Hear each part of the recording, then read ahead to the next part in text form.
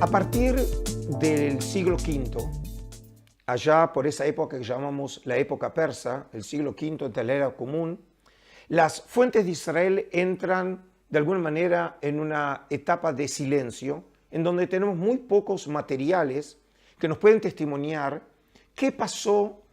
entre el siglo V y el siglo II antes de nuestra era. Es un fenómeno cultural muy importante, porque precisamente parecería ser que en esos años es cuando la literatura bíblica empezó a tomar ya cuerpo y de alguna manera a solidificarse. Por ejemplo, el proceso de conformación de lo que llamamos el Pentateuco de Moisés, la Torá, esos 5 libros que conforman sin duda la base fundacional de la identidad del pueblo de Israel, parecería ser que se conformó de manera definitiva, de la manera como nosotros lo conocemos hoy, entre el siglo VI y el siglo IV antes de nuestra era. Y prueba de ello es que la primera traducción de este texto fue llevada a cabo en Alejandría, es la que conoce como la traducción griega de los 70, allá por el siglo III antes de la era común. No tenemos manuscritos de esa época, pero sí sabemos por las tradiciones literarias que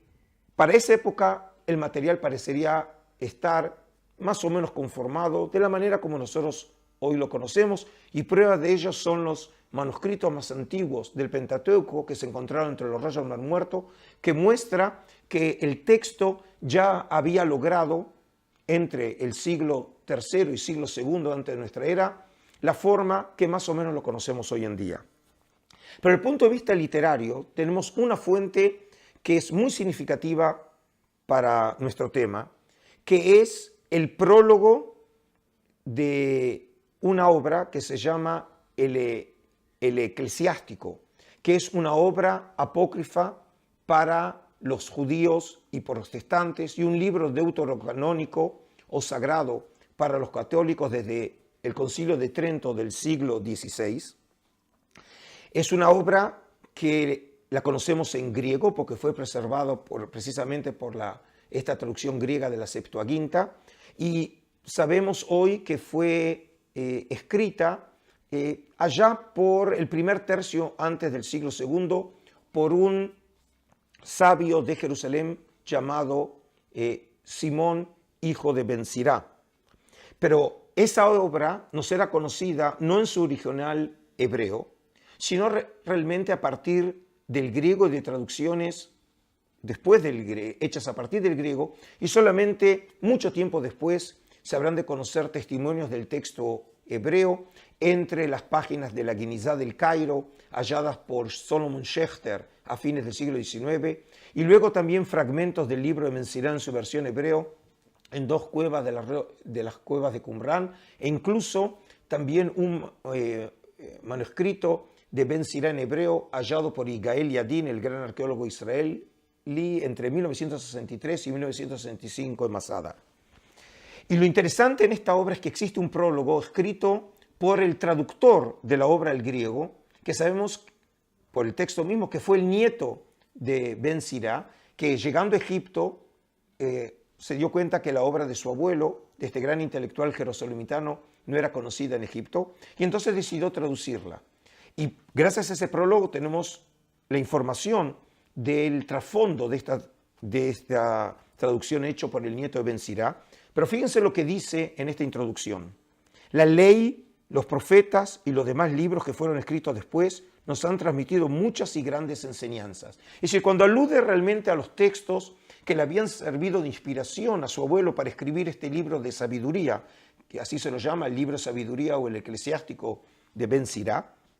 alude a 3 grupos de libros: la ley, los profetas y los demás libros. Es decir, que significa que para el siglo II antes de la era común parecería ser que ya la sección de la ley o el Pentateuco y la de los profetas parecería ser que ya se había de alguna manera estabilizado, mientras que la tercera, que es lo que nosotros conocemos como los hagiógrafos, todavía estaba en tren de conformación y por eso los llama como simplemente los demás libros, sin saber a ciencia cierta qué libros específicamente conformaban esa tercera sección.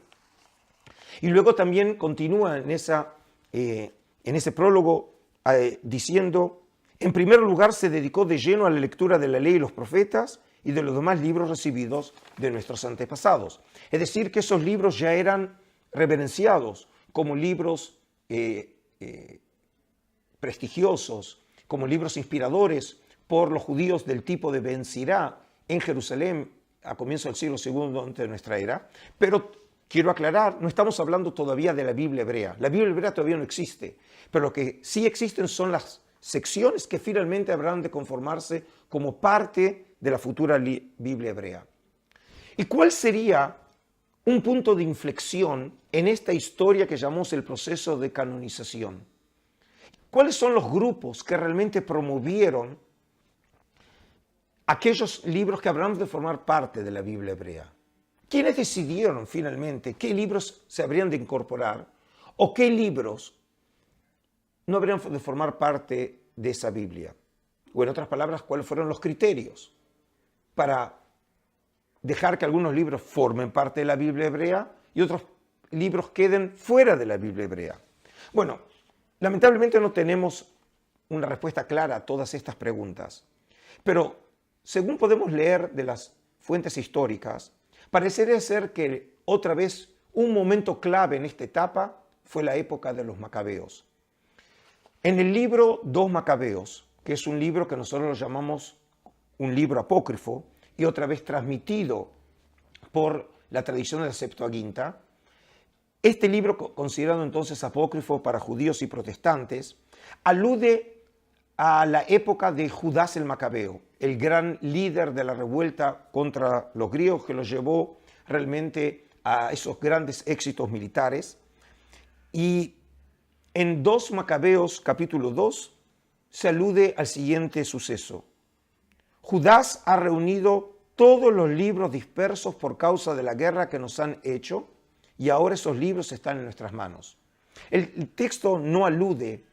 a qué libros, pero entendemos por el contexto que probablemente sean los libros que finalmente van a ser los futuros libros de la Biblia hebrea, porque el contexto alude que la acción de Judas el Macabeo era realmente imitación de una acción que había llevado en el pasado Nehemías. Y aquí el texto dice: y esto también se contaba en los documentos y memorias de Nehemías, y además se narraba cómo es decir, Nehemías, reunió la colección de los libros que contenían las crónicas de los reyes, los escritos de los profetas, los salmos y las cartas de los reyes o las ofrendas. Es decir, que parecería ser que Judas el Macabeo se veía como heredero de una antigua tradición en Israel, en donde ya se había comenzado el proceso de recolección de los libros que finalmente habrían ser editados en la Biblia hebrea. Y este proceso, que sucedió en algún momento del siglo II, probablemente llevado a cabo con el apoyo y la legitimación por parte del Templo de Jerusalén, porque obviamente se necesita un centro intelectual de prestigio, como es el Templo y los sacerdotes de Jerusalén, que deben haber promovido desde el poder y desde Jerusalén, apoyados por el poder político de los macabeos, esta reunión de las obras. Y que en algún momento debe haber tenido como propósito fundamental servir como texto por el cual promover la unidad nacional. Y creo que de alguna manera esta acción de los macabeos recuerda la acción que muchos siglos después, con el nacimiento del Estado de Israel, precisamente Ben Gurión, el fundador del Estado judío, también vio el poder de la Biblia hebrea como libro que permite unificar a la nación. Es decir, que vemos con siglos de diferencia cómo dos dirigentes del pueblo de Israel, sea Judas el Macabeo en el siglo II o Ben Gurión en el moderno Estado de Israel en el siglo XX, entendieron el poder del libro, el poder de las escrituras para poder reunir por detrás de esa obra al pueblo de Israel, encontrando en los escritos y en la futura Biblia hebrea un foco de identidad nacional.